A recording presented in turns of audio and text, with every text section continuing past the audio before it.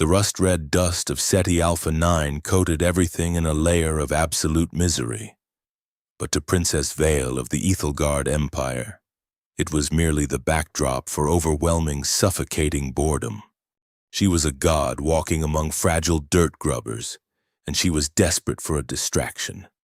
Above the colony, the royal flagship Leviathan hung in the bruised alien sky like a polished obsidian dagger, blocking out the sun and casting a permanent, chilling shadow over the mining settlement.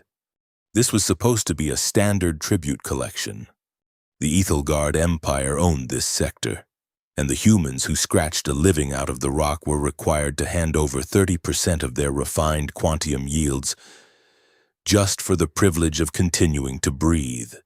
Vile walked through the center of the colony surrounded by her royal guard, their pristine silver armor deflecting the airborne grit with localized energy fields. Vile herself wore a ceremonial uniform of midnight blue and gold, an atmospheric halo keeping the foul-smelling air away from her aristocratic features. She was strikingly beautiful, with the pale, luminescent skin and vertically slitted violet eyes characteristic of the high-born Ethelgard. Yet her expression was one of profound, arrogant disdain. The human planetary governor, a balding man whose uniform was soaked in nervous sweat, was walking backward, bowing and gesturing toward stacks of glowing metallic crates. He was speaking a mile a minute, praising the empire, praising the princess, begging for leniency on the next quota. Vielle was not listening. She found humans entirely unimpressive. They were short-lived, physically weak, and technologically stagnant. As the governor droned on, Vile's gaze drifted past the tribute staging area to the heavy machinery bays. Dozens of human laborers were working under the oppressive heat, repairing the massive, brutish machines they used to strip mine the crust. One figure caught her eye. It was not because he was imposing, but because he was entirely focused on his work, while the rest of the colony had frozen in terror or awe at the royal procession. This man was elbow-deep in the exposed engine cavity of a heavy atmospheric extractor. He wore grease-stained coveralls and had dark, unkempt hair. He was rhythmic, efficient, and completely ignoring her. Vielle stopped walking. The entire procession halted instantly. The governor choked on his words, his eyes darting back and forth in panic. She stared at the human mechanic. A wicked, arrogant thought bloomed in her mind. It had been cycles since she had seen anything truly entertaining. These humans always bowed, always scraped, always begged. She wanted to see this one beg. She wanted to break that calm rhythm and watch the raw, unfiltered terror of a lesser species realizing its own mortality. With a subtle twitch of her neural link implant, hidden beneath the elegant line of her jaw, Vale bypassed the colony's primitive security subnet. It took her less than 3 seconds to break their encryption. She reached out with her mind and found the control signature of a Mark IV ore hauling drone parked 70 yards away from the mechanic. It was a monstrous piece of machinery, basically a 6-ton block of reinforced steel rolling on hardened treads, designed to carry raw rock from the deep shafts. Vielle overrode its safety protocols, disengaged the proximity alarms, and fed a new command directly into its logic core. Maximum acceleration, target coordinates, the exact spot where the quiet human was standing. The drone roared to life, a deep guttural vibration shaking the metal grating of the colony floor. The governor spun around, his mouth dropping open. The laborers in the bay began to shout, scattering as the massive machine surged forward, kicking up a rooster tail of red dust. It was a straight shot.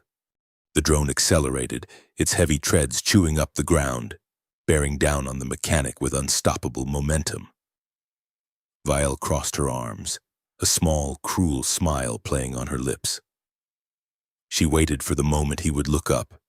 She waited for the scream, the frantic scramble backward, the inevitable pleading for the mighty Ethelgard to save him from his own primitive technology. The mechanic finally pulled his head out of the engine cavity. The machine was 30 yards away and closing fast. 20 yards. He did not scream. He did not scramble. Instead, his posture shifted. It was a micro-adjustment, dropping his center of gravity, his feet spreading into a perfectly balanced stance. In the fraction of a second before the 6-ton behemoth crushed him, the man exploded into motion. It was a blur of kinetic efficiency that Vile's enhanced optic nerves almost failed to track. He did not dive out of the way. He stepped laterally, pivoting on his heel, letting the massive frontal scoop of the drone miss his chest by millimeters. As the heavy tracks roared past him, his arm snapped out. He drove a heavy adamantium-forged wrench directly into the spinning primary gear of the tread mechanism. The impact sheared the mounting bracket. The tread snapped, whipping outward like a lethal metallic serpent. The drone violently lurched to the right, screaming metal against metal, its momentum causing the entire rear chassis to lift off the ground. Before the machine could completely roll over and crush the surrounding workers, the mechanic vaulted onto the tipping hull.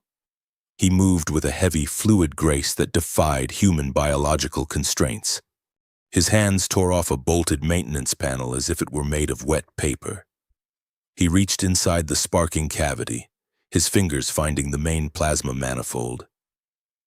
With a brutal, twisting yank, he severed the primary mag line. The drone's engine died instantly. The massive machine slammed back down onto the dust, dead and silent, resting less than a foot from the extractor he had been working on. Total silence descended on the colony bay. The dust slowly settled around the dead machine. Vile's breath caught in her throat. The smile had vanished from her face, replaced by a cold, sharp shock. That was impossible. Humans did not possess the neuromuscular density or the reaction time to execute a maneuver like that. The tactical geometry, the raw physical power required to rip open a reinforced panel. The absolute absence of panic. It was the signature of a highly trained apex predator. The mechanic hopped down from the dead drone. He tossed the ruined wrench onto the ground.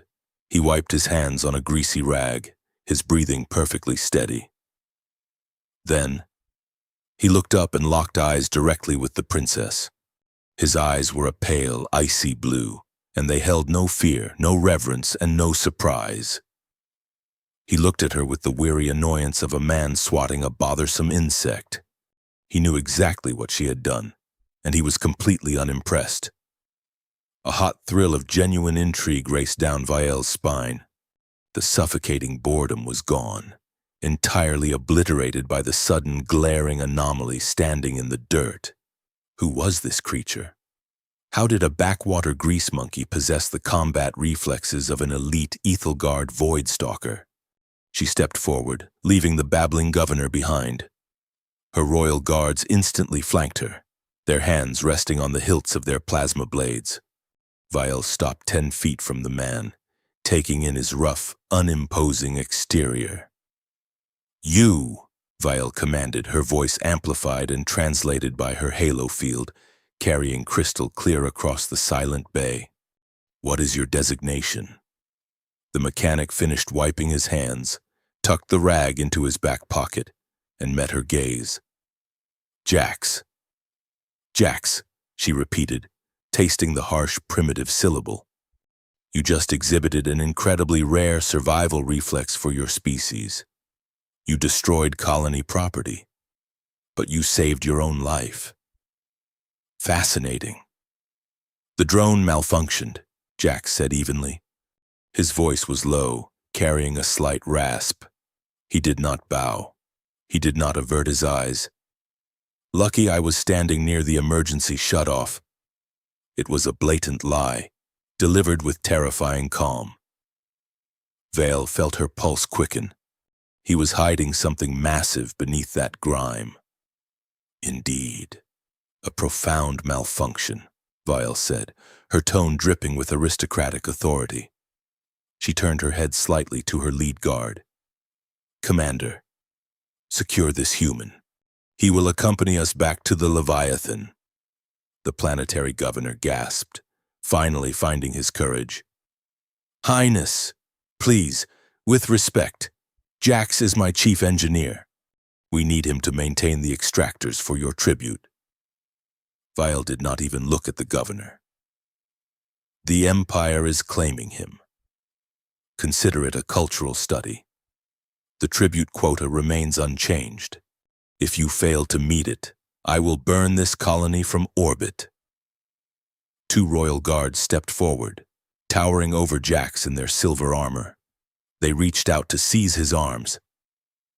Vile watched closely, waiting for the facade to crack. She fully expected him to fight, to reveal the hidden lethality she had just witnessed. Instead, Jax simply raised his hands in a gesture of passive compliance. He allowed the guards to lock heavy magnetic binders around his wrists. He did not struggle. He did not protest. As they turned him around to march him toward the royal transport shuttle, Vile caught a brief, fleeting glimpse of his hands. His fingers moved with practiced, invisible speed, palming a small metallic cylinder from his workbench and sliding it seamlessly up the sleeve of his coveralls before the binders clamped shut. The guards noticed nothing. Vile boarded her transport, her mind racing with 100 different calculations. She had wanted a plaything to alleviate her boredom. She had expected to watch a fragile human break under pressure, but as the shuttle lifted off the dusty surface, carrying her and her new prisoner up toward the cold void of space, a strange, creeping sensation settled in her chest. She had pulled a thread for her own amusement, but she was entirely unsure of what was unraveling on the other end. The gilded cage of the Ethelgard Empire was designed to break a prisoner's mind with sheer, overwhelming perfection. But Jax mostly just found the ambient temperature slightly too cold. His holding cell aboard the royal flagship Leviathan was a massive vaulted chamber of polished obsidian and glowing silver trim, devoid of physical bars. Instead, an invisible, hyper-dense kinetic barrier sealed the archway, rippling with violet energy whenever a mote of dust drifted into its field. The furniture hovered 2 inches off the deck via localized anti-gravity nodes, and the lighting shifted to mimic the circadian rhythms of the Ethelgard homeworld. It was a room built to remind the occupant of their absolute insignificance in the face of imperial wealth. Jax sat on the edge of the floating bed, his heavy mining boots resting on the pristine floor, looking entirely like a stray dog that had wandered into a palace. Princess Vile stepped through the archway, the kinetic barrier parting seamlessly to admit her and a pair of heavily armed royal guards. She had changed out of her diplomatic uniform into a sleek, form-fitting combat skin of woven carbon and spun platinum, a clear display of both extreme wealth and martial readiness. She carried a small crystalline pyramid in her hands, its surface shifting with internal light. Cycle 3 of your containment. Human, Vile said, her voice echoing off the vaulted ceiling.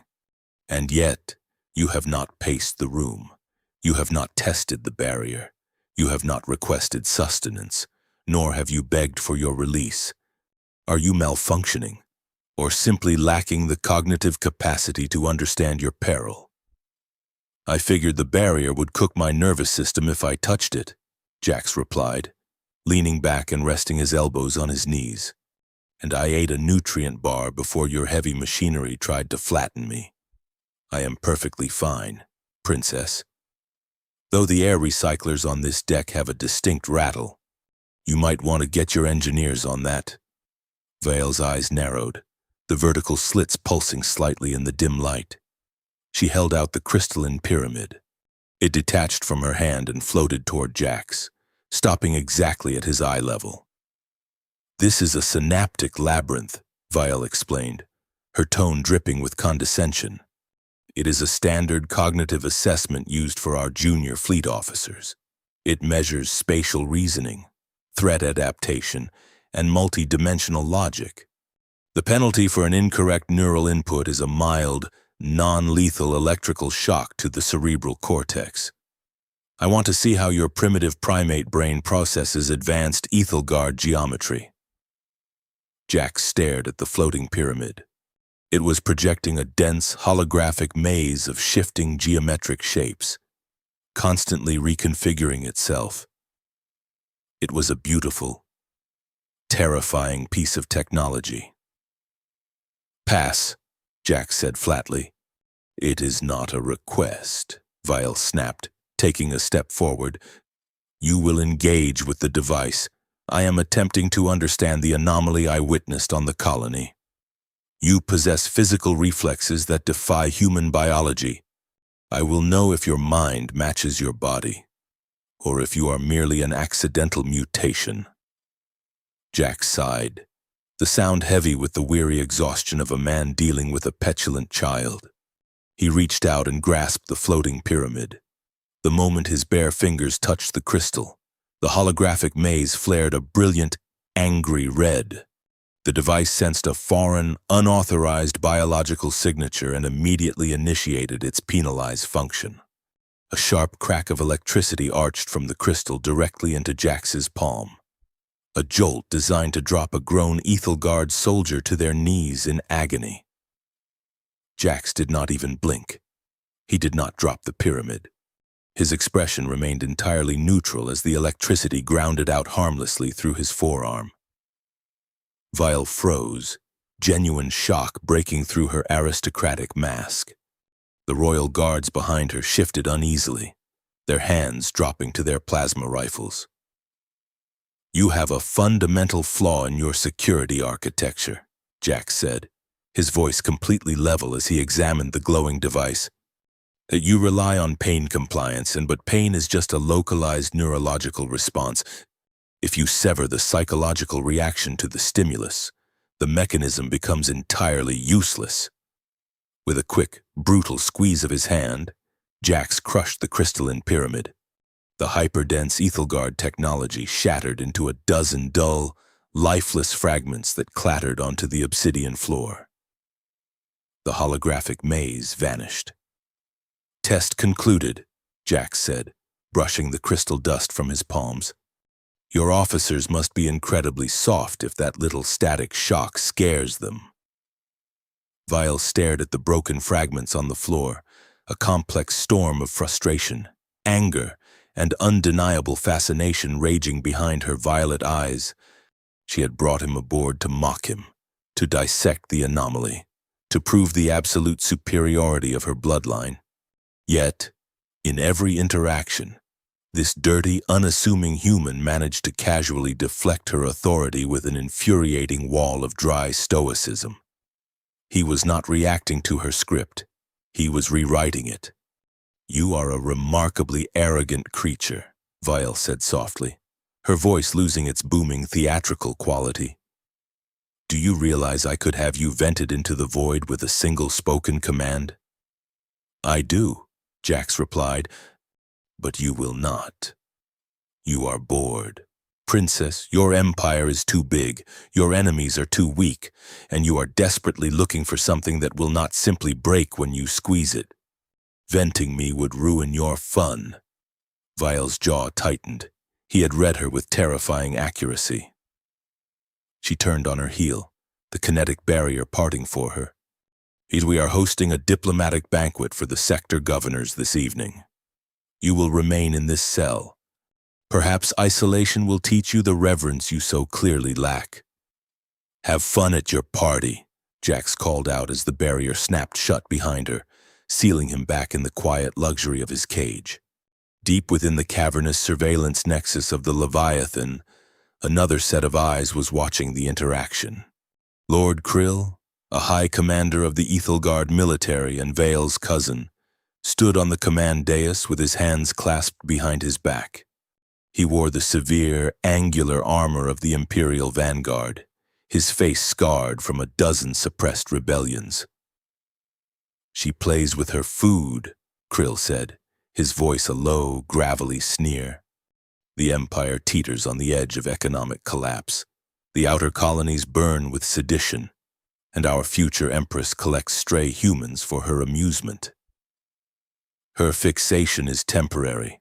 My lord, his lieutenant replied, stepping up to the dais. The princess has always possessed a volatile attention span. Her volatility is a liability the Ethelgard can no longer afford, Krill stated coldly. He turned away from the surveillance feed, dismissing the image of Jack sitting on his floating bed. Krill approached a heavily encrypted tactical console. The throne requires strength, not the capricious whims of a spoiled child. Is the staging area secure? Yes, my lord, the lieutenant confirmed. The mercenary strike team has bypassed the outer hull sensors under the guise of the caterer's supply convoy. They are heavily armed with kinetic disruptors and plasma chargers. The royal guard stationed at the banquet hall will be outgunned 10-1. Excellent, Krill murmured, his fingers dancing across the console, inputting a series of localized command overrides and the ship's internal security grid. I have introduced the delay algorithm you provided into the secondary processing core, the lieutenant said, a nervous edge creeping into his voice. When the mercenaries strike the banquet, the automated internal defense turrets will fail to recognize them as hostile targets for exactly 4 minutes. That is more than enough time to eliminate the princess and her personal retinue. 4 minutes to change the destiny of a galaxy, Krill mused, a dark smile touching his lips. He looked back at the surveillance screen, watching Viel march furiously down a corridor away from the detention block. When the massacre is complete, we will find the weapons of the human resistance among the dead mercenaries. A tragic assassination by dirt-grubbing terrorists. The Empire will demand blood, and I will give it to them. I will burn Ceti Alpha 9 to slag, and then I will take the throne. He reached out and tapped the screen, right over the frozen image of Jax's cell. Leave the human locked in the detention block. When we purge the atmospheric systems to clear the evidence, let him suffocate in the dark. A fitting end for a pet.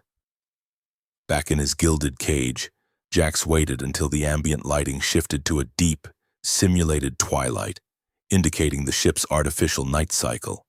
He stood up from the bed, his movements precise and utterly silent. He walked to the center of the room, directly under the primary surveillance optical sensor. He knew they were watching. He also knew that Ethelgard technology, for all its dazzling complexity, relied heavily on predictive behavioral algorithms. If a prisoner was doing nothing, the system categorized them as a non-threat and relegated their feed to a secondary monitoring queue. Jax reached up and ran his hand through his unkempt hair, a perfectly natural, perfectly human gesture of fatigue. Under the cover of that motion, his fingers slipped into the collar of his coveralls and retrieved the small metallic cylinder he had palmed back on the mining colony. It was a military-grade quantum slicer, an illegal piece of black market hardware that cost more than an entire orbital mining platform. Jax kept his back to the optical sensor, shielding his hands with his body. He pressed the cylinder against the polished obsidian wall.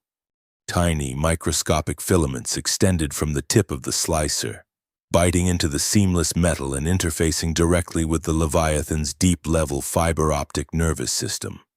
A small holographic interface, barely larger than a coin, projected onto the palm of Jax's hand. He did not attempt to lower the kinetic barrier. He did not attempt to open the door. Breaking out right now would trigger alarms across the entire dreadnought. Instead, Jax used the slicer to simply listen. He bypassed the visual and auditory sensors and dove directly into the ship's raw data stream, reading the immense flow of code with the practiced eye of a master tactician. Within seconds, the anomalies jumped out at him. The Ethelgard code was elegant, built on a foundation of perfect symmetry. But Jax saw ugly, jagged alterations injected into the ship's central security architecture. The internal defense turrets on Deck 4, the diplomatic tier, had been fed a localized latency loop. The environmental controls in the primary hangar bays were being subtly manipulated to mask thermal signatures. And most glaringly, the encrypted communication lines to the Royal Guard barracks had been quietly rerouted into a dead-end feedback buffer. Someone was blinding the ship. Someone was preparing to cut the throat of the Leviathan from the inside out. Jax watched the corrupted code scrolling across his palm. He analyzed the tactical geometry of the sabotage. It was a classic decapitation strike, designed to isolate and overwhelm a specific target on Deck 4.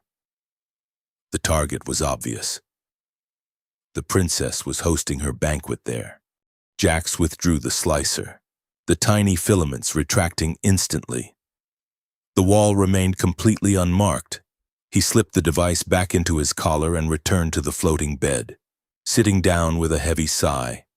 He had spent the last decade hiding in the dirt, burying his past beneath grease and rusted machinery, doing everything in his power to avoid the endless, bloody politics of the galaxy. He had no loyalty to the Ethelgard Empire. He certainly had no loyalty to the arrogant, pampered princess who had dragged him onto this ship for a twisted sociological experiment. Let the aliens slaughter each other. It was not his fight, but as the deep, distant hum of the Leviathan's engines vibrated through the floorboards, Jax closed his eyes and felt the familiar, cold, phantom itch of his buried combat augments. He knew exactly what was coming. The trap was set. The executioners were already inside the walls, and the slaughter was imminent. He just had to decide if he was willing to wake the monster he had buried to stop it. Blood and vintage Ethelgard wine share the exact same viscosity when they pool across a polished obsidian floor. Princess Vial learned this grim lesson in the span of 30 seconds. Pinned behind an overturned banquet table as the glittering pinnacle of her empire collapsed into a slaughterhouse. The diplomatic summit on Deck 4 had been designed as a masterpiece of imperial intimidation. The vaulted hall was lined with luminescent statues of ancient conquerors. The tables draped in spun platinum, and the sector governors adorned in their finest ceremonial silks. Vial had been seated at the high dais, nursing a deep, persistent headache from the suffocating boredom of the speeches, when the service staff abruptly stopped pouring wine. They dropped their silver pitchers in perfect unison. From beneath the draped serving carts, the caterers drew heavy. Snub-nosed kinetic disruptors. Vial recognized the weapons instantly. They were crude, illegal human firearms. Black market hardware designed specifically to overload and shatter Ethelgard personal energy shields through sheer brute force trauma. Before the Royal Guards could even draw their plasma blades, the fake caterers opened fire. The deafening roar of solid-state ballistics tore through the elegant hall. Silver armor sparked and buckled as the kinetic slugs ripped the elite guards to shreds. The sector governors screamed, diving for cover as expensive crystal shattered and bodies hit the deck. Vial was thrown backward by her surviving personal detail, her elegant combat skin sliding across the smooth floor as the world erupted into chaos. Standing on the sweeping balcony overlooking the carnage was Lord Krill. He did not look surprised. He simply watched the massacre with cold, detached calculation before turning his back and walking away into the shadows. In a flash of terrifying clarity, Vial understood the entire game. Her cousin was orchestrating her execution, and he was using human weapons to frame the outer colony insurgents for the assassination. The Empire would rally behind Krill in its grief. He would take the throne, and millions of innocents would burn in his retaliatory crusade. 4 decks below, in the absolute quiet of the detention block, Jax felt the subtle, localized pressure drop in the air recyclers. The Leviathan was a masterpiece of engineering, but firing high-caliber kinetic weapons inside a sealed atmosphere always created micro-fluctuations in the ambient pressure. He stood up from his floating bed. He knew the Ethelgard security forces were too arrogant to expect an attack from within, and their automated systems had likely been compromised to allow the ambush. If he stayed in this cell, Whoever was taking the ship would eventually vent the lower decks into the void to eliminate witnesses. If he broke out, he would be painting a massive target on his own back. He had spent 10 years burying his past. 10 years of breathing red dust and playing the role of a harmless grease monkey to escape the endless, grinding machine of interstellar war. But as he looked at the invisible kinetic barrier sealing him in the room, Jax realized that running was no longer an option. The galaxy was intent on dragging him back into the fire. Jax reached up to the base of his skull. He pressed his fingers deep into the muscle, locating a cluster of dormant subdermal nodes hidden beneath his hairline. He applied a precise sequence of pressure points, entering a biometric override code he had not used in a decade. The chemical dampeners inside his body instantly disengaged. A wave of pure, agonizing fire ripped through Jax's nervous system as military-grade synthetic adrenaline flooded his bloodstream. His spine arched, his hands balling into fists as interwoven carbon fiber muscle strands snapped taut, expanding beneath his skin. His breathing slowed to a deep, mechanical rhythm. His pale blue eyes darkened, the pupils dilating as optical augments activated, suddenly painting the dim cell in a vivid array of tactical overlays, thermal signatures, and structural stress points. He was no longer a mechanic. He was a weapon of mass destruction, fully armed and off the leash. Jax stepped up to the kinetic barrier. He did not use his quantum slicer to bypass the lock. He simply drove his fist directly into the invisible wall of energy. The Ethelgard barrier was designed to withstand the impact of a low-yield explosive. Jax's augmented punch carried the kinetic force of a heavy industrial pile driver, concentrated entirely on the surface area of his knuckles. The violet energy field flared violently, shrieking in a high-frequency overload before shattering with a violent discharge of displaced ozone. The projector node in the archway exploded in a shower of sparks. Jax stepped over the ruined threshold and broke into a sprint. He moved through the corridors of the Leviathan with a terrifying, predatory grace, his heavy boots making absolutely no sound on the metal decking. He was a blur of kinetic efficiency, his mind processing the ship's architectural geometry and the distant sounds of combat at 1,000,000 frames per second. He encountered a pair of heavily armed mercenaries guarding the central stairwell leading to Deck 4. They were clad in tactical assault gear, their visors scanning the corridor. They never even registered Jax's approach. He closed the distance of 40 yards before they could blink. He grabbed the barrel of the first mercenary's disruptor, snapping it upward while driving the heel of his other hand directly through the alien's reinforced faceplate. The mercenary crumpled instantly.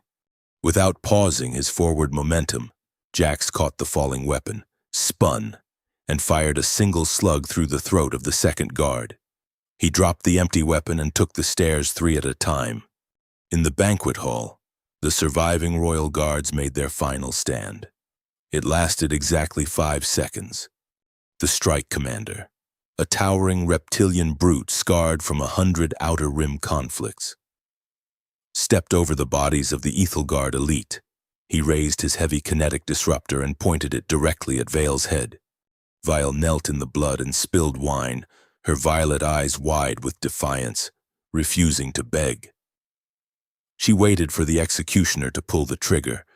The heavy reinforced blast doors of the banquet hall were suddenly torn clean off their magnetic tracks. The massive slabs of steel flew inward, crushing 2 mercenaries against a luminescent statue. Smoke and twisted metal filled the entryway. The strike commander spun around, raising his weapon toward the breach. Jax stepped out of the smoke. He was unarmed, his coveralls stained with grease and the fresh blood of the stairwell guards. But his posture radiated absolute, terrifying violence. The mercenaries opened fire, a hail of kinetic slugs chewing up the obsidian floor and shattering the walls where Jax stood. But he was already gone. His physical movements defied the biological limits of any known species. He slipped through the intersecting lines of fire, his optical augments predicting the weapon trajectories before the triggers were fully depressed. He crashed into the first squad of mercenaries like a localized hurricane. He did not use elegant martial arts. He used brutal, hyper-efficient dismemberment. He snapped a mercenary's elbow, using the screaming alien as a human shield against the next volley of fire. He ripped a combat blade from a falling guard's harness and hurled it across the room, pinning a sniper to a platinum pillar. Vielle watched in utter paralyzed shock. The man she had mocked for his lack of elegance was dismantling an elite assault force with his bare hands. Every strike was calculated to cause maximum structural failure. He was breaking reinforced armor, crushing windpipes, and turning their own overwhelming numbers against them. He was a ghost dancing through a monsoon of shrapnel. Within 90 seconds, 20 heavily armed mercenaries lay dead on the floor. Only the strike commander remained. He backed away, his reptilian face twisted in sheer panic. He fired his weapon wildly, spraying the room, but Jax simply walked through the fire, swaying millimeters out of the path of the deadly slugs. Jax closed the distance. The commander lunged, swinging the heavy disruptor like a club. Jax stepped inside the arc, catching the massive alien's wrist. With a sharp, sickening twist, Jax shattered the joint, forcing the commander down to his knees. The commander gasped, blood pooling in his mouth, his eyes locking onto Jax's forearms. In the dim light of the ruined hall, the immense physical strain of the fight had caused a distinct, bioluminescent hexagonal pattern to bleed through the skin of Jax's arms. A highly classified side effect of Earth's forbidden genetic overdrive protocol. The reptilian alien went entirely still. The panic vanished, replaced by a cold, abyssal dread. He knew that glowing pattern. Every mercenary who survived the brutal wars of the Outer Rim knew the campfire stories of the ghost who broke the Orion blockade. The specter who annihilated an entire dreadnought fleet from the inside out. "You," the commander wheezed, his voice trembling as he looked up into Jax's cold, dead eyes. "You are the Reaper of Vega. You died at the Helios Gate." Jax offered no grand speech. He did not smile. He simply placed his hand on the side of the commander's head and sharply wrenched it to the side, snapping the cervical vertebrae with a sharp crack. The massive alien slumped to the floor, dead before he hit the obsidian tiles. The grand banquet hall fell completely silent. The only sound the crackle of localized fires and the hiss of severed plasma lines. Jax stood in the center of the carnage, his breathing perfectly steady, the bioluminescent hexagons fading back beneath his skin. He slowly turned his head and looked at Princess Vale. She was still kneeling behind the overturned table, staring at the dirt-grubbing mechanic who had just butchered a strike team without breaking a sweat. The arrogant certainty that had defined her entire life lay completely shattered at her feet, leaving behind a terrifying new reality. She had pulled a thread for fun, and she had unraveled a living nightmare. Somewhere deep in the bowels of the ship, secondary explosions began to rock the hull, signaling that Krill's mutiny was spreading to the engineering decks. The Leviathan was falling, and the most dangerous creature in the galaxy was the only thing standing between the princess and the void. The escape pod was nothing more than a titanium coffin hurtling blindly toward a quarantined hellscape. If the vacuum of space did not tear them apart, the violent atmosphere of Acheron was waiting below to burn them alive. The Leviathan groaned as secondary explosions ripped through its spine. Jax hauled Vial to her feet, his grip on her arm entirely devoid of the gentle deference she was accustomed to. He did not ask for permission. He simply dragged the stunned princess of the Ethelgard Empire over the shattered bodies of her executioners and sprinted for the emergency egress bays. Behind them, the blast doors melted under the focused heat of heavy plasma cutters as Krill's reinforcements breached the hall. They reached a secondary launch tube. The sleek, automated royal lifeboats had all been locked down by Krill's localized override, leaving only a battered maintenance-class drop pod used for hazardous orbital debris clearing. It was ugly, cramped, and stripped of all luxury dampeners. Jax threw Vial inside and ripped the access panel off the launch console, bypassing the biometric locks with a brutal combination of sliced wiring and raw strength. The pod detached a fraction of a second before a concentrated plasma charge incinerated the launch bay. They fell. Acheron was a restricted world, a massive, hyper-dense sphere of perpetual cyclonic storms and crushing atmospheric pressure. Quarantined by the Empire centuries ago for reasons lost to bureaucratic rot, the drop pod slammed into the upper stratosphere like a stone hitting concrete. Without the luxury of inertial dampeners, the G-force was staggering. Vial was pinned to her rigid seat, the breath driven from her lungs, her vision narrowing to a dark tunnel. Beside her, Jax was a statue of pure focus, his hands flying across the manual thruster controls, fighting to keep the aerodynamic brick from spinning into a fiery disintegration. The heat shields burned away, the reinforced viewport glowing white-hot. The hull screamed as it plunged through thick, corrosive clouds of ionized gas. Below them, a jagged, unforgiving landscape of black rock and violent electrical storms rushed upward at terrifying speed. Jax fired the retro thrusters at the last possible microsecond. The impact was still catastrophic. The pod sheared through the canopy of a petrified alien forest, snapping massive stone-like trunks like twigs before plowing into a deep, muddy ravine. Metal buckled. Warning klaxons died instantly, and the world dissolved into violent motion. When Vale regained consciousness, she was hanging upside down in her harness.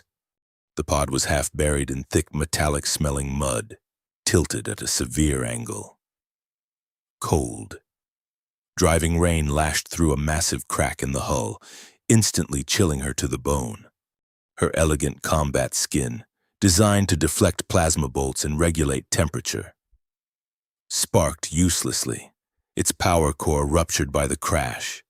She unbuckled herself and tumbled unceremoniously into the muck, gasping as the heavy oxygen-rich air of Acheron filled her lungs. It tasted like ash and ozone. "My guard," Vial coughed, attempting to stand and immediately slipping in the slick mud. "Where is the Royal Vanguard? Establish a secure perimeter at once." "The Vanguard is dead," Jax said. His voice came from outside the shattered viewport. Vial crawled out of the wreckage, her midnight blue and gold uniform stained and torn. She stood in the pouring rain, looking around the desolate, storm-ravaged gorge. There were no polished obsidian halls, no bowing servants, no glowing energy shields. There was only jagged rock, howling wind, and the terrifying vastness of an untamed world. Jax was already moving with mechanical efficiency. He had stripped a massive, jagged piece of hull plating to use as a makeshift shovel, and was digging through the crushed storage compartment of the pod. He pulled out a heavy emergency medkit, a pair of rugged survival flares, and a thick coil of industrial monofilament cable. He ignored the rain entirely. "You need to contact the fleet," Vial commanded, her voice trembling slightly from the cold, though she fought to maintain her aristocratic edge. "My cousin Krill has committed high treason. When my father, the Emperor, learns of this, he will glass the sector. Send a distress pulse immediately." Jax stopped digging. He turned slowly, the rain plastering his dark hair to his forehead. His pale blue eyes locked onto hers, stripping away every ounce of her royal authority. "The Emperor is not coming," Jax said flatly. "Your fleet is currently taking orders from the man who just tried to put a kinetic slug through your brain. If I send a distress pulse, the only thing that drops out of orbit will be a hunter-killer squad tasked with finishing the job." Vial drew herself up, her violet eyes flashing with indignant fury. "You forget your place, human. You are a mechanic from a dirt colony. I am Princess Vile of the Ethelgard Empire. You will follow my directives." Jax walked slowly toward her. He did not bow. He did not blink. He stepped right into her personal space, forcing her to look up into the face of the monster she had awakened. "The Empire does not exist down here," Jax said, his voice dropping to a dangerous, icy register. "Down here, there are no thrones. There is only biology, gravity, and the food chain. Your combat skin is dead.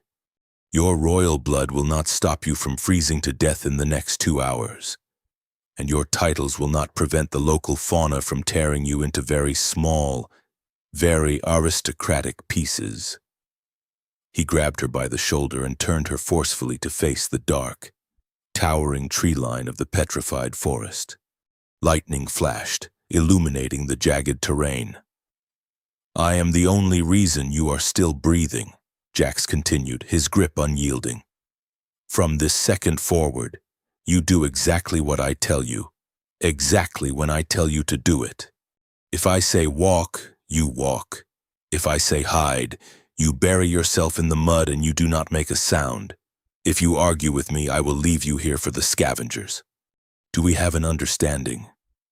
Vile stared at the harsh, unforgiving wilderness. The biting cold was seeping into her bones. Her legs ached from the crash. For the first time in her long, pampered life, she was completely, terrifyingly vulnerable. The immense power dynamic that had defined her existence had vanished in a matter of hours, violently inverted by a man she had considered an amusing plaything. She swallowed hard, the taste of ash thick in her throat. She looked at Jax, seeing the cold, terrifying competence in his posture. He was a survivor, forged in a fire she could not even comprehend. She gave a single, stiff nod. "Good," Jax said, releasing her shoulder. He tossed her a heavy thermal-lined survival cloak he had scavenged from the pod. "Put that on. We need to move." The crash trajectory was highly visible from orbit.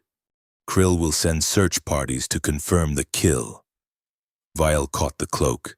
It was coarse, heavy, and smelled faintly of chemical sealant.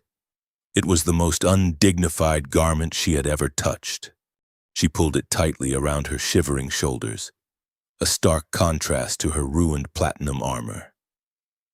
They began to walk, leaving the smoking ruin of the drop pod behind. The terrain of Acheron was actively hostile. The gravity was 10% heavier than standard Imperial worlds, turning every step through the thick mud into a grueling physical trial. The petrified trees offered no shelter from the relentless, driving rain, their sharp, stone-like branches snagging at her cloak. Within an hour, Vile was exhausted. Her perfectly manicured hands were coated in grime from pulling herself up steep, rocky inclines. Her lungs burned. She stumbled, her boots slipping on a patch of wet shale, and went down hard on one knee, tearing the fabric of her pants and scraping her skin against the jagged stone. She waited for the hovering medical drones to descend. She waited for a servant to offer a hand. Nothing happened. The howling wind simply swallowed her gasp of pain. She looked up. Jax had stopped a few yards ahead. He did not offer his hand. He merely waited, watching her with that infuriating, impassive stare. "Are you entirely devoid of empathy?" Vile snapped, struggling to her feet and wiping the mud from her bleeding knee. "I am unaccustomed to manual traversal over unsecured terrain." "Empathy burns calories," Jax replied, turning back to the path. "Keep moving. Complaining attracts predators." It was a brutal, unvarnished truth that hit Vile harder than the crash. Her complaints, her demands, her aristocratic outrage, they were completely useless currencies here. The universe did not care that she was a princess. It only cared if she could put one foot in front of the other. She grit her teeth, a new, unfamiliar spark of pure stubbornness igniting in her chest. She would not let this dirt-grubbing human see her break. She pushed herself forward, forcing her aching legs to match his relentless pace. As they pushed deeper into the jagged canyons of Acheron, the shadows began to lengthen. The violent storm clouds above thickened, plunging the alien world into a premature, suffocating darkness. Jax led them with unerring precision, his augmented eyes cutting through the gloom, reading the terrain like an open book. But Acheron was not just an empty rock, deep in the lightless valleys below. Something massive shifted in the underbrush, its heavy footfalls completely out of sync with the howling wind. It had caught the scent of fresh blood and burning metal. Jax paused, raising a clenched fist. Vielle stopped instantly behind him, her heart hammering against her ribs. He slowly drew the heavy kinetic disruptor he had taken from the dead strike commander. His gaze locked on the tree line. The hunt had already begun, and they were a long way from the top of the food chain. The shadow in the petrified forest did not roar, because apex predators never announce their presence when the wind is carrying their scent directly to their prey. It moved with sickening speed, a six-legged nightmare of obsidian chitin and razor-sharp mandibles sliding through the heavy brush. Jax shoved Vielle hard to the left, tackling her into a shallow ravine just as the creature launched itself through the space they had occupied a fraction of a second prior. Its massive, armored body slammed into a petrified tree trunk, shattering the stone-like wood into a million jagged splinters. Vielle scrambled backward in the mud, her breath catching in her throat. The beast spun around, its compound eyes locking onto them, dripping a highly corrosive, glowing blue saliva that hissed as it hit the wet rock. Jax did not raise the kinetic disruptor. He was looking at the ground between them and the creature. The heavy rain was behaving incorrectly, in a 50-foot radius separating them from the monster. The water droplets were not falling. They were suspended in midair, vibrating violently, slowly drifting upward. Acheron was a broken world, its planetary core fractured by ancient tectonic cataclysms that caused localized, unpredictable gravity shear zones. They were standing on the edge of a severe anomaly. The beast, driven by blind hunger, charged. It hit the anomaly border at full speed. Instantly, its 6 tons of forward momentum were stripped of planetary friction. The creature shrieked as it was ripped from the ground, tumbling helplessly into the air, its legs thrashing against a pocket of absolute zero gravity. Jax grabbed Vielle by the heavy survival cloak. He did not pull her away. He dragged her directly toward the edge of the floating rain. He unholstered the disruptor, took aim at the massive rock formation looming directly above the trapped, floating beast, and fired 3 rapid kinetic slugs. The heavy rounds shattered the precarious base of the overhang. A boulder the size of a transport shuttle broke loose. As it fell, it crossed the invisible threshold of the anomaly. The gravity field violently inverted, snapping from 0 to a localized crushing weight of 20 Gs. The boulder slammed down with the force of an orbital strike. The creature was annihilated instantly, crushed flat into the mud in a geyser of blue blood. The shockwave knocked Vielle off her feet, sending her sprawling in the dirt. Jax calmly holstered his weapon and offered her a hand. Vielle looked at the mangled, flattened remains of the apex predator, then at Jax's outstretched, calloused hand. She took it, letting him pull her up. She was trembling, but her jaw was set. They pushed forward. The storm escalated into a blinding, torrential downpour, the temperature dropping rapidly toward freezing. Vielle could no longer feel her fingers.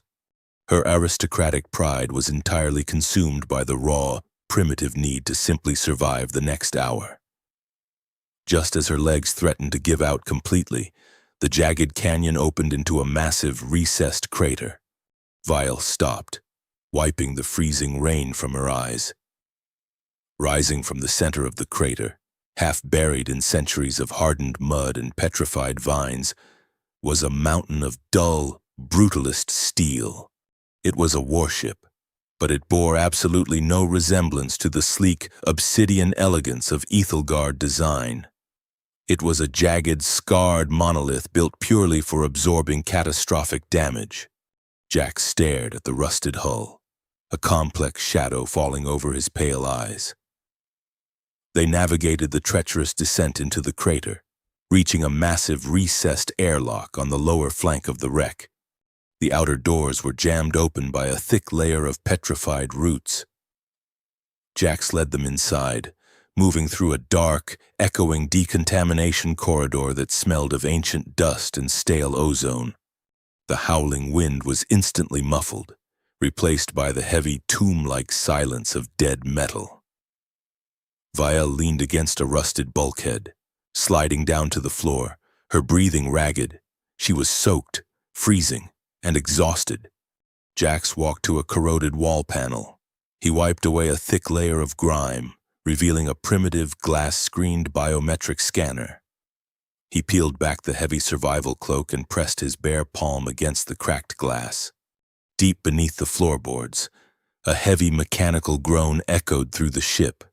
Auxiliary power relays, dormant for over 2 centuries, violently snapped to life.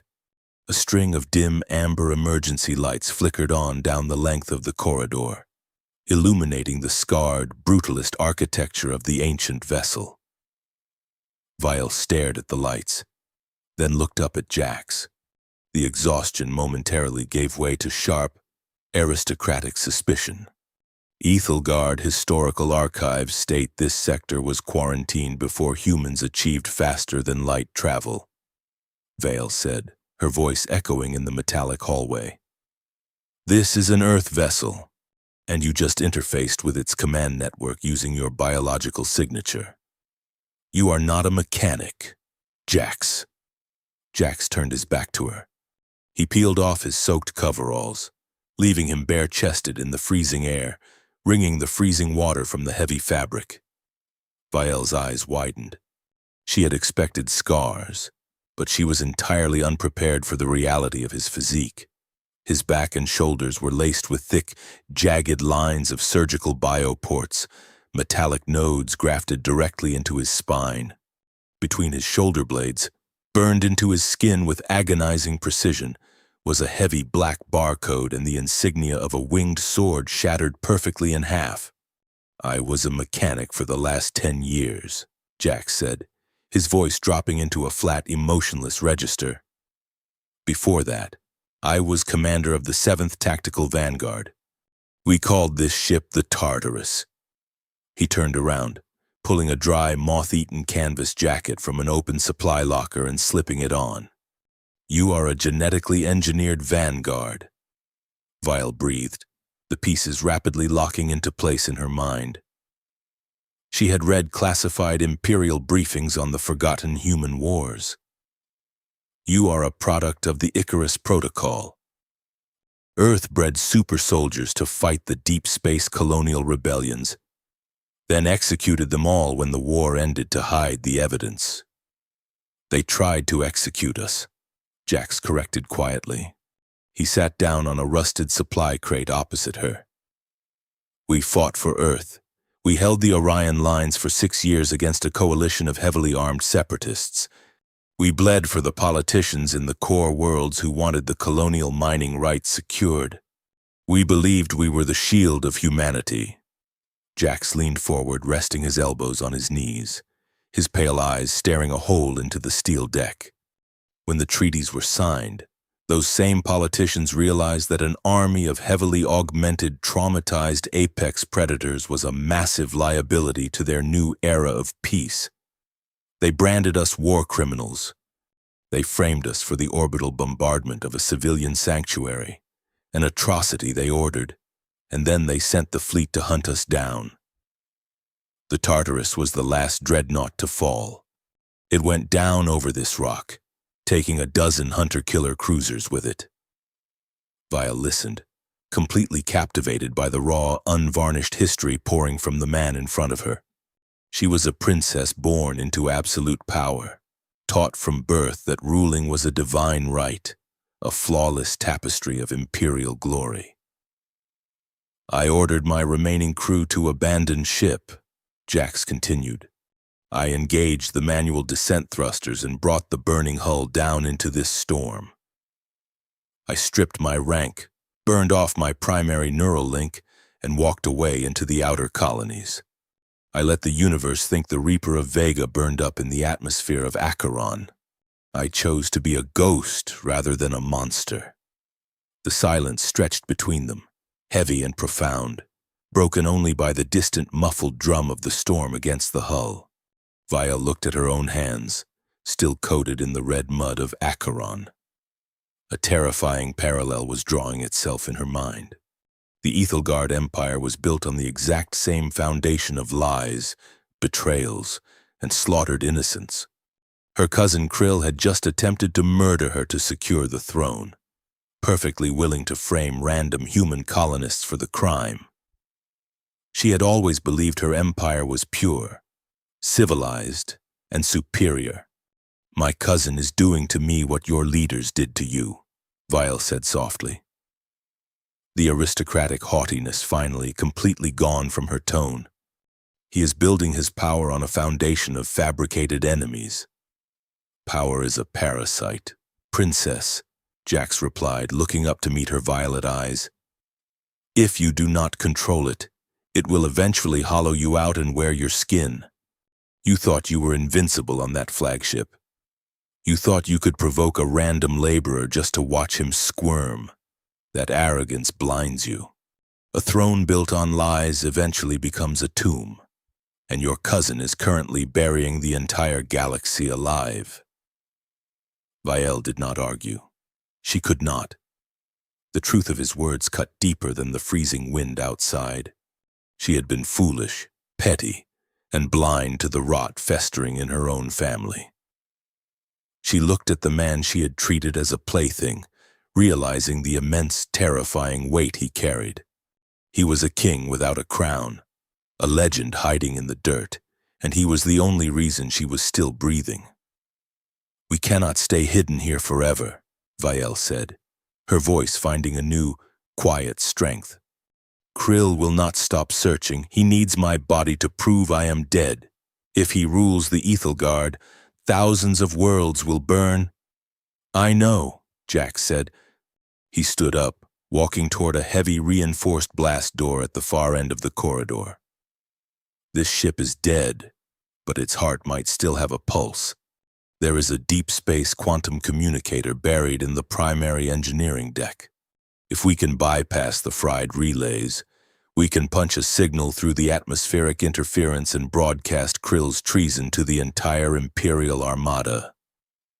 Vial stood up, her ruined uniform clinging to her shivering frame, a fierce determination replacing the shock. Can you fix it? She asked. Jax placed his hand on the heavy blast door. I am a mechanic. I can fix anything.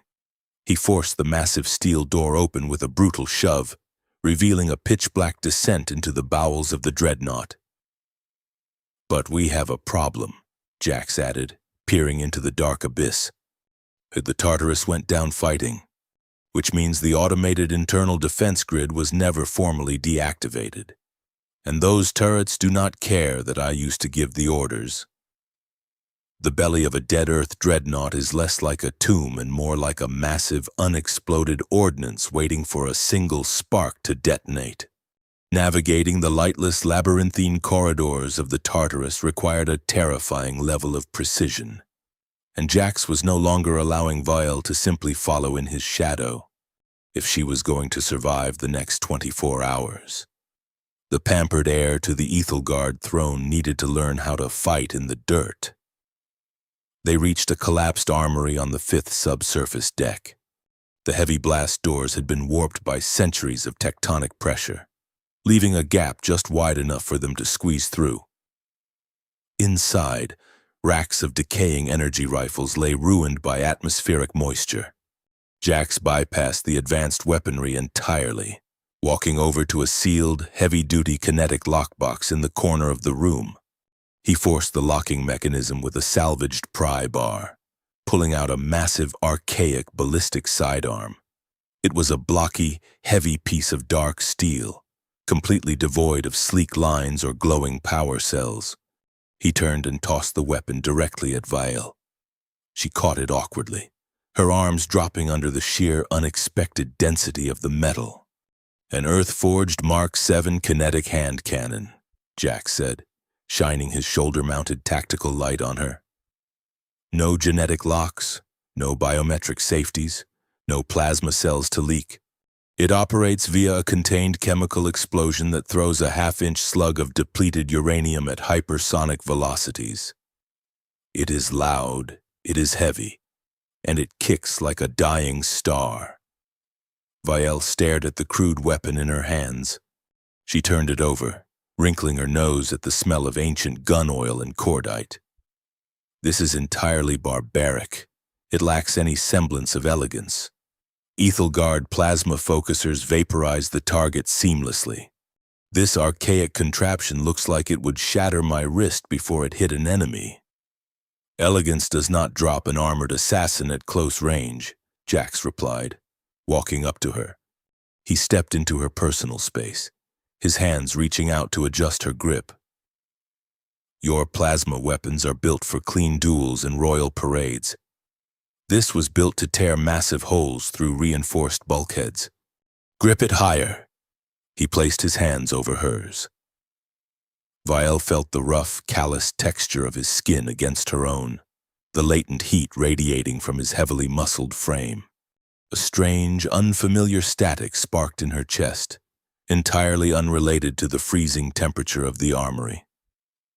She had spent her life surrounded by sycophants who would never dare touch her without a formal petition. Jax handled her with the direct, unhesitating authority of a man teaching a recruit how to stay alive. He shifted her stance, tapping her leading leg with his heavy boot to widen her base.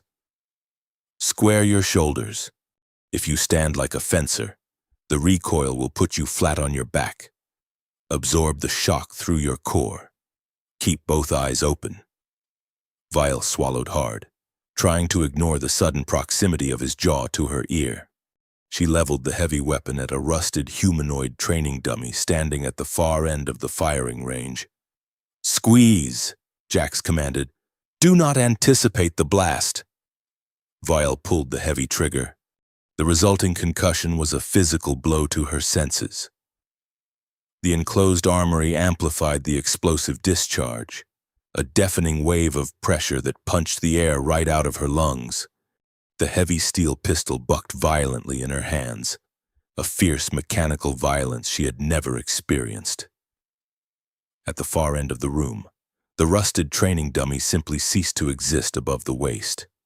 The depleted uranium slug tore through the thick metal plating, ripping the target in half and leaving a smoking, jagged crater in the reinforced bulkhead behind it.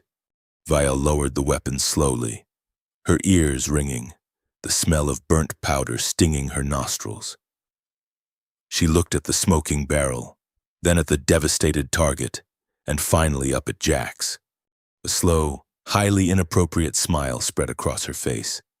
"I maintain that it is profoundly crude," Vial said, handing the heavy pistol back to him. "But I will begrudgingly admit it possesses adequate stopping power." Jax spun the weapon expertly, holstering it at his hip, a flicker of genuine amusement softening his pale eyes. "We will make a soldier out of you yet, princess." They moved deeper into the ship, finally breaching the primary engineering bay. It was a cavernous space, dominated by a towering cylindrical structure of braided quantum fiber and heavy conduction coils. This was the Tartarus's deep space communicator, a machine designed to scream across the galaxy even while the ship around it was tearing itself apart. It was completely dead, choked by 2 centuries of dust and corroded wiring. For the next 6 hours, they did not speak of empires or rebellions. They simply worked. Jack stripped away the ruined exterior plating, exposing the massive, fried logic boards beneath. He needed Vial's smaller, more dexterous hands to splice the delicate optic fibers deep inside the central core. While he handled the heavy voltage reroutes, Vial knelt in the grime, a heavy spanner in one hand and a bundle of raw fiber optics in the other. Her luxurious, luminescent skin was smeared with black grease. Her royal garments were torn and ruined beyond recognition. Yet, as she intricately wove the fragile glass threads together, following Jax's gruff, precise instructions, she realized a profound truth. She had never actually built anything in her entire life. She had only ever commanded others to build, to clean, to fight, and to die for her, sitting in the dirt of a forgotten world, covered in the filth of an ancient war machine. She felt an overwhelming sense of purpose she had never found on the obsidian throne. She paused, wiping sweat from her forehead with the back of her wrist, and looked over at Jax. He was elbow-deep in a massive plasma manifold, his muscles straining as he forced a heavy locking collar into place. The bioluminescent hexagonal scars on his arms flared faintly with the physical exertion. He was a weapon, yes, but he was also a builder. He had chosen to be a mechanic because he wanted to fix broken things. A desperate rebellion against a galaxy that only wanted him to break them. He caught her staring and paused, leaning against the massive console. "Taking a break, Your Highness? I was merely observing the primitive nature of human physical labor." Vial deflected, though her tone lacked its usual bite. She stood up, walking over to him. She reached out, her fingers lightly tracing the edge of one of the heavy surgical bioports on his shoulder. "Does it hurt?" Jax looked down at her hand, his expression unreadable. "The augmentations? No. The nerve endings were severed a long time ago. The only thing that hurts is remembering why they put them there." Vial stepped closer, the space between them suddenly feeling incredibly small. The harsh reality of Acheron faded into the background. "You said power is a parasite. You said it hollows you out. But you have more raw power in your blood than my entire royal guard combined. Why did it not consume you?" Jax looked into her violet eyes, the walls he had spent 10 years building beginning to fracture under her gaze. "Because I walked away from the throne they built for me. I chose the dirt.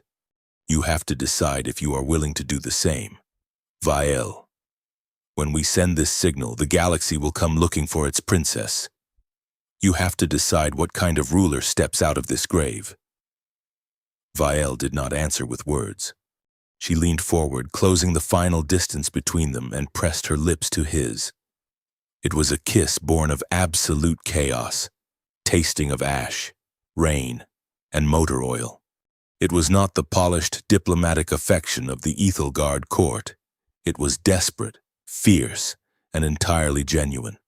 Jax responded with equal intensity, his heavy hands finding her waist, anchoring her against the cold steel of the console.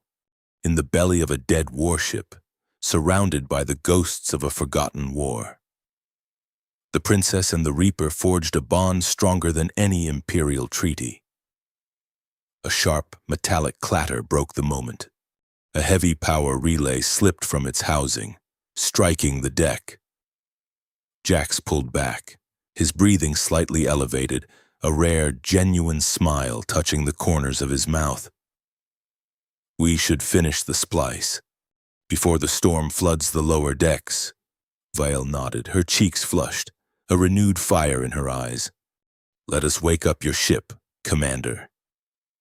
It took another hour to bypass the final blown fuses and route the auxiliary power directly into the quantum spire. Jax stood at the massive, rusted control terminal, his hands flying across the physical keys, deep beneath them. The Tartarus groaned. A low, terrifying vibration shook the deck plates as pure, unadulterated energy surged upward from the dormant reactors. The cylindrical spire in the center of the room ignited. Blinding, pure white light flooded the cavernous engineering bay.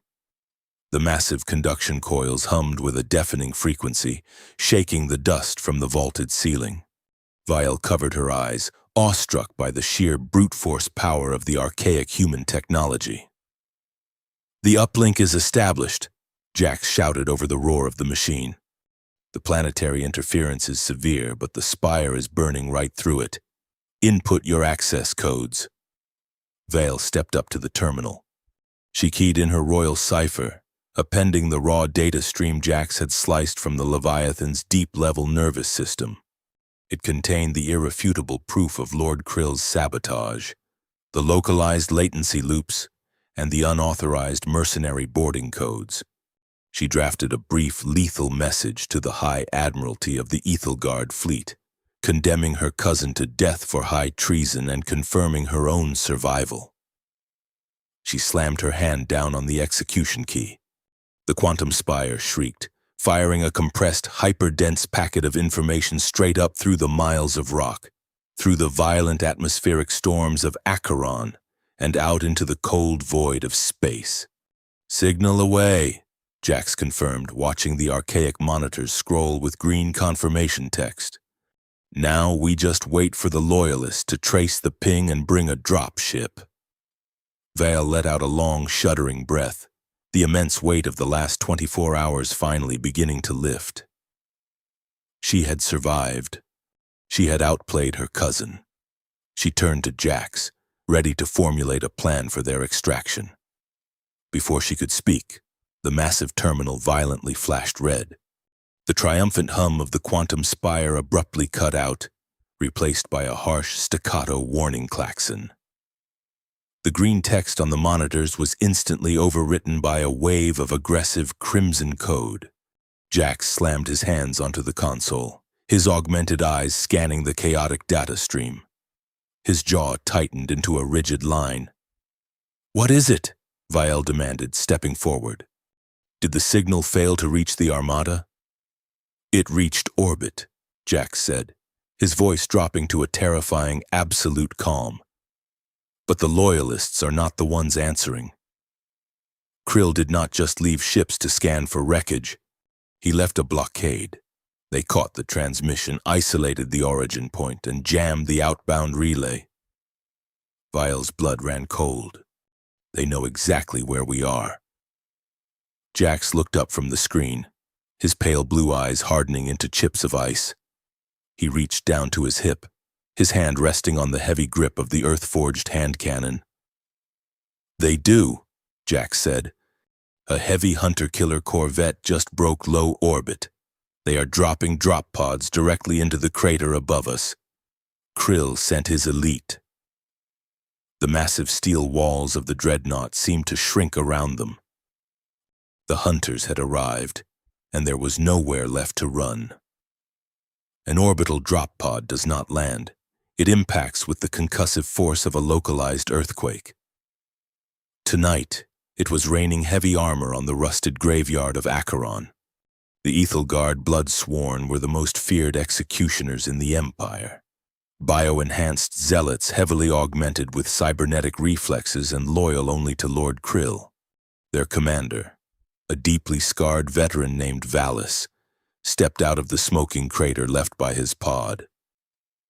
The heavy, freezing rain hissed against his active thermal camo armor. He looked at the rusted, towering hull of the human dreadnought resting in the valley below. He expected to find a freezing, terrified princess and a dead mechanic. He expected an execution that would take less than 5 minutes. Inside the Tartarus, Jax and Vile were not freezing, and they were certainly not terrified. Jax was moving through the shadows of the engineering deck with the terrifying, practiced efficiency of a spider weaving a web. He handed Vile a bundle of stripped fiber-optic cables wired to a cracked Ethelgard plasma battery salvaged from her ruined combat skin. "Old-world human doctrine," Jax explained, his voice low and utterly devoid of panic. "If you cannot outgun a superior force, you change the geometry of the battlefield until their guns are useless. We are going to bleed them for every inch of steel they try to take." Vile moved alongside him, her royal upbringing completely overwritten by the cold, calculating survival instincts forged over the last 24 hours. She rigged the unstable plasma battery to the heavy blast door controls, creating a localized electromagnetic pulse trap. She felt a sudden surge of adrenaline, a dark, pulsing thrill she had never experienced in the sterile, perfectly safe halls of her palace. She was no longer a victim waiting for rescue. She was a predator preparing her den. The blood-sworn breached the outer airlock. Valis led his 10-man squad into the pitch-black decontamination corridor. They activated their optical thermal scanners, expecting human heat signatures to glow bright red against the freezing metal. Instead, their visors were instantly blinded by a massive wash of white-hot static. Jax had ruptured the primary coolant lines of the auxiliary reactor, venting hyperheated steam directly into the ventilation shafts. The entire deck became a uniform, blinding thermal bloom. "Switch to acoustic tracking," Valis barked, his voice distorted by his helmet comms. His order was entirely drowned out by the deafening roar of a depleted uranium slug tearing through the dark. Vial fired the heavy kinetic hand cannon from an elevated maintenance gantry hidden deep in the steam. The massive recoil bruised her ribs, but she held her ground, her stance perfectly mirroring Jax's brutal instructions. The heavy round struck the lead assassin square in the chest, completely shattering his kinetic barrier and punching a hole the size of a fist through his reinforced armor. He dropped to the deck like a stone. The squad returned fire instinctively, plasma bolts melting the rusted grating where Vial had been standing a fraction of a second prior. But she was already gone, sliding down a rusted access ladder and disappearing back into the thick, scalding fog. The assassins advanced, their formation tightening, their weapons sweeping the mist. They were looking for targets on their level. They completely failed to look up. Jax dropped from the ceiling rafters directly into the center of the squad. He did not use a weapon. The bioluminescent hexagons on his arms blazed through the gloom as his genetic augments pushed his physical strength past the breaking point of human biology. He landed squarely on the shoulders of an assassin, using the sheer downward force to snap the alien's cervical vertebrae before vaulting backward off the collapsing body. 2 royal guards spun toward him. Jax grabbed the barrel of a heavy plasma rifle, violently redirecting it into the chest of the other guard just as the trigger was pulled. The alien vaporized his own squadmate in a flash of blinding blue light. Jax then drove a heavy rusted metal pipe straight through the visor of the remaining guard, pinning him to the bulkhead. It was not a battle. It was a systematic, brutal dismantling. Vial and Jax moved as a perfectly synchronized unit, communicating without speaking a single word. When Jax drew their fire, moving like a ghost through the steam, Vial flanked from the dark, her heavy hand cannon roaring with terrifying precision. When the assassins tried to rush Vial's elevated position, they tripped the heavy, archaic monofilament wires Jax had strung at ankle height in the darkness, severing their lower limbs before they could even raise their weapons. Valis realized with sudden, icy clarity that he was not hunting prey. He had walked into an abattoir. He backed toward the breach, raising his wrist-mounted comms unit to call his ship for an immediate orbital bombardment to level the entire valley. A heavy, augmented boot slammed into his chest, throwing him backward against the rusted wall. His comms unit shattered on impact. Jax stood over him, the pale blue of his eyes glowing faintly in the dim light of the corridor. Valis drew a monomolecular combat blade, striking upward with lethal, desperate speed. Jax simply caught his wrist, his augmented fingers crushing the alien's bones to powder. The blade clattered uselessly to the deck. Vial stepped out of the steam, her face smeared with grease and the blue blood of the assassins. She leveled the smoking barrel of the hand cannon directly at Valis's head. The Ethelgard executioner looked up at his princess, utterly failing to recognize the hardened, lethal woman standing before him. "Tell me the orbital trajectory of your extraction vessel," Vial demanded, her voice as cold and unyielding as the metal beneath her feet. Valis sneered, spitting glowing blue saliva onto the deck. Lord Krill will burn you alive, traitor. Vile did not argue. She did not threaten. She pulled the trigger. The deafening blast ended the commander's defiance instantly. She lowered the heavy weapon, her expression completely detached, and looked over at Jax. We will find the trajectory ourselves. They stripped the tactical data pads from the dead squad. The assassins had not just dropped blindly through the atmosphere. A stealth corvette, cloaked from all planetary sensors, was holding position in the upper atmosphere, waiting to retrieve the kill squad. The pod telemetry gave them a direct, unencrypted digital tether to the ship above. Jax and Vile broke out of the Tartarus, leaving the rusted tomb of the dreadnought behind them. The violent cyclonic storm had finally broken, leaving the jagged landscape of Acheron bathed in the cold, pale light of a distant moon.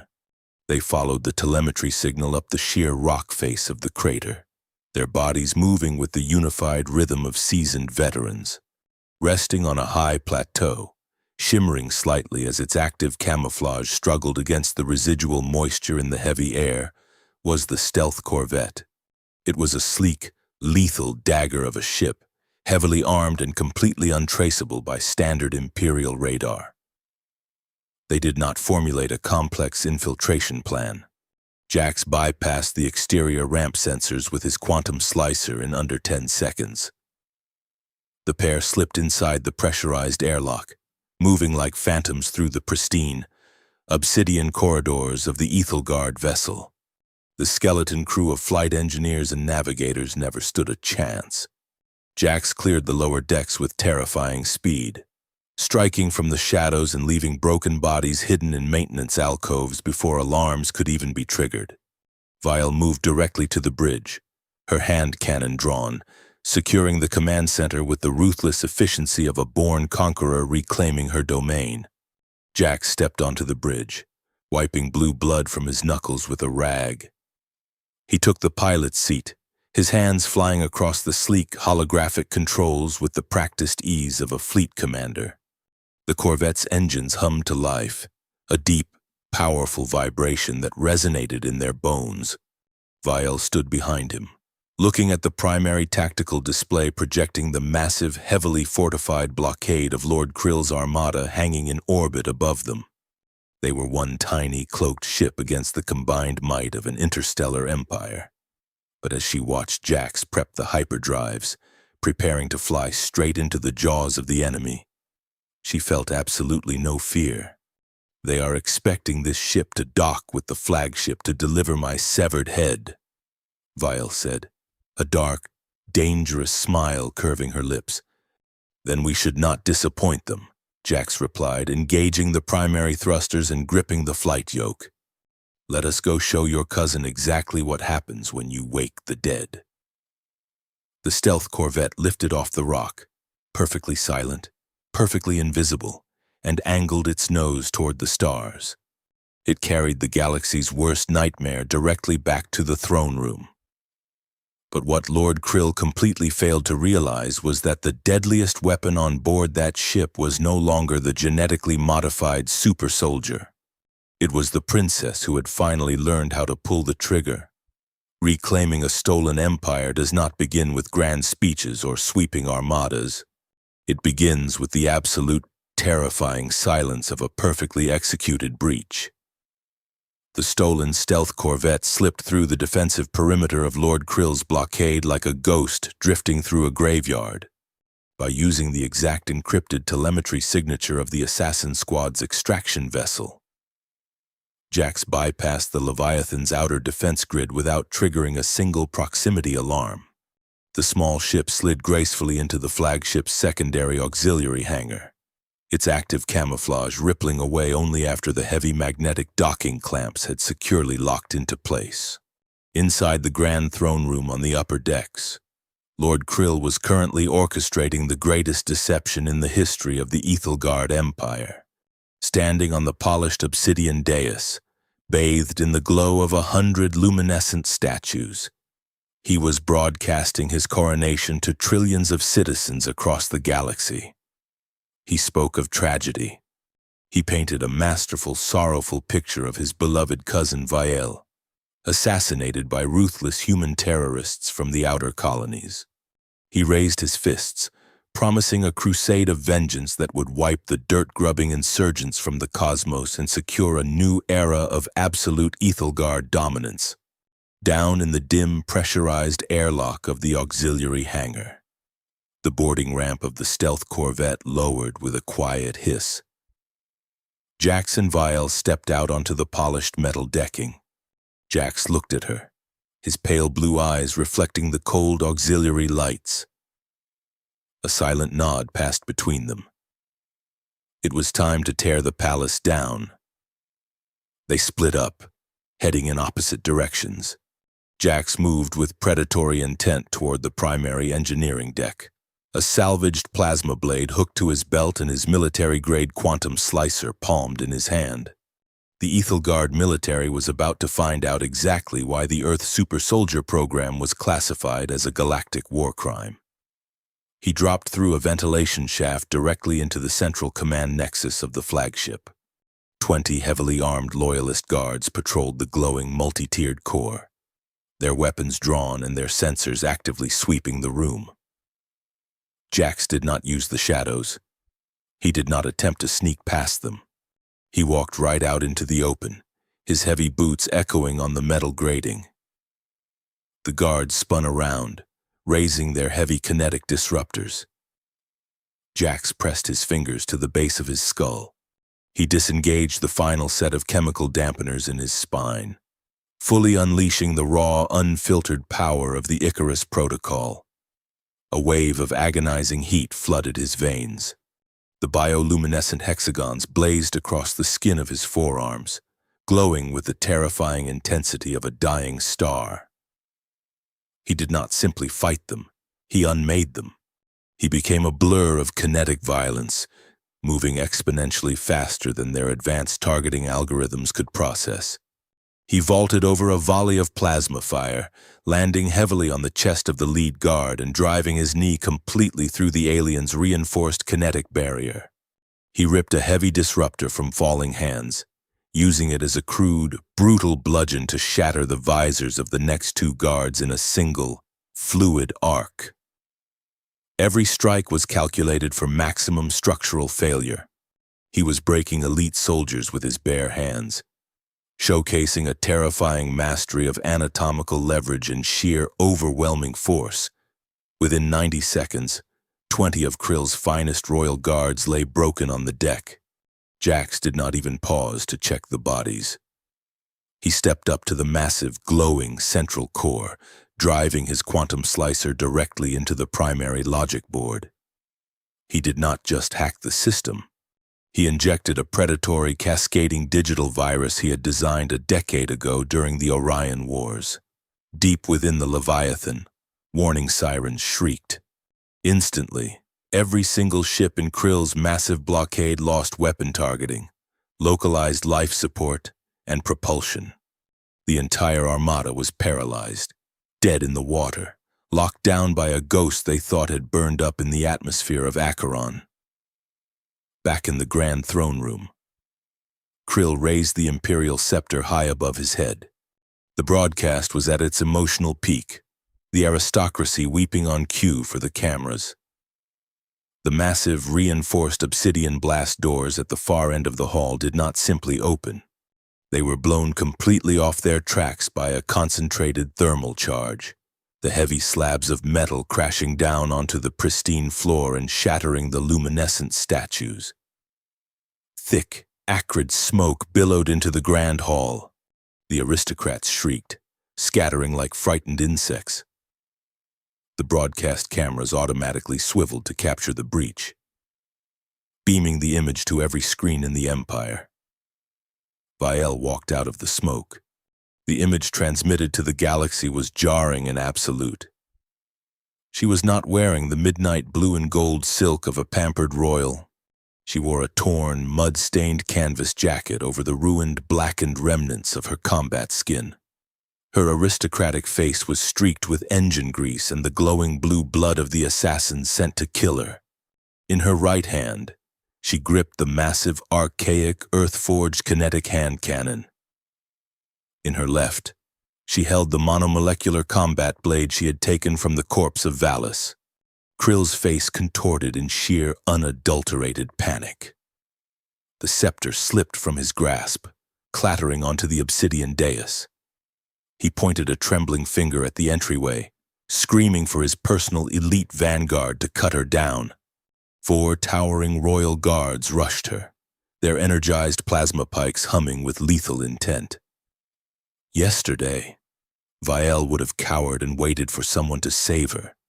Today, she dropped her center of gravity, perfectly mirroring the brutal stance Jax had drilled into her muscle memory. She sidestepped the first thrust with hyper-efficient geometry, letting the plasma blade singe the air millimeters from her face. She brought the heavy hand cannon up and fired. The deafening roar of the depleted uranium slug shattered the silence of the hall, punching straight through the guard's kinetic barrier and throwing him violently backward into a stone pillar. She did not stop moving. She pivoted on her heel, parrying a downward strike with the monomolecular blade, sweeping the leg of the third guard, and crushing his throat with the heavy steel grip of her pistol as he fell. She fought like a demon forged in the dirt, completely abandoning the clean, elegant dueling forms of the Ethel Guard for raw, unapologetic survival. The remaining guard backed away in terror, dropping his weapon. Vael stepped over the bodies, her violet eyes locked squarely on her cousin.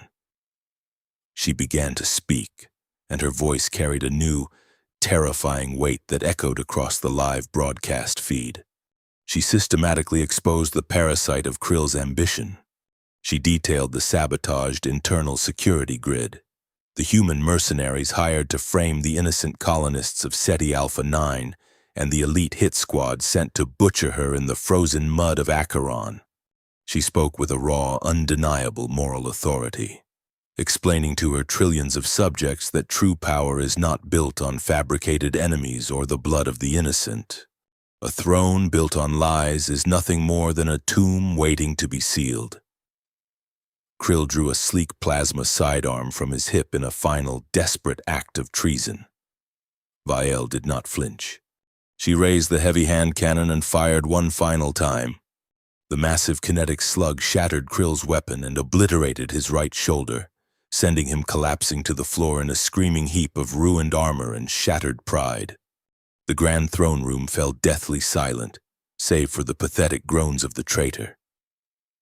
Vael walked up the steps of the dais. She stood over her broken cousin, looking out at the terrified, glittering court, and then directly into the broadcast cameras. The rebellion was crushed. The throne was hers. The entire empire now looked to a ruler who had walked through the fire and learned how to bleed, but they had yet to realize who was standing in the shadows behind her. The heavy blast doors of the throne room echoed with heavy, rhythmic footfalls. Jax entered the hall. The bioluminescent hexagons on his arms were slowly fading back beneath his skin, his breathing perfectly steady. The surviving aristocrats parted for him, staring in absolute suffocating terror at the living legend who had just paralyzed their entire armada from a single terminal. He walked down the center aisle, ignoring the wealth and the opulence, and stopped at the base of the dais, looking up at Vael. Vael holstered the heavy pistol at her hip. She looked at the obsidian throne, a symbol of a decaying, arrogant system, and then down at the man who had shown her the fundamental difference between ruling and surviving. She did not offer him a royal pardon, and she did not demand his fealty. "The Tartarus is a fine ship, Commander," Vael said, her voice carrying clearly through the silent hall, a fierce determination replacing the old aristocratic haughtiness. "But this empire is rotting from the inside out. I need someone who knows how to tear down broken systems and rebuild them from the dirt up. Stay." Jax looked at the glittering, terrified court, and then at the fierce, battle-scarred princess who had earned every single ounce of her crown in the dark. A slow, genuine smile touched the corners of his mouth. The ghost of Acheron was finally dead, and the Reaper of Vega had found a new war worth fighting. "I am a mechanic," Jax replied, stepping up onto the dais to stand firmly at her side, facing the galaxy together. "I can fix anything. Thank you for watching this journey to the edge of the galaxy and back. If you enjoyed this story of survival, rebellion, and the collision of two very different worlds, please like, subscribe, and share the video with your fellow sci-fi fans. Leave a comment below with the word Reaper to let me know you made it to the very end. And do not forget to hit that hype button so YouTube knows to push this video to more viewers just like you.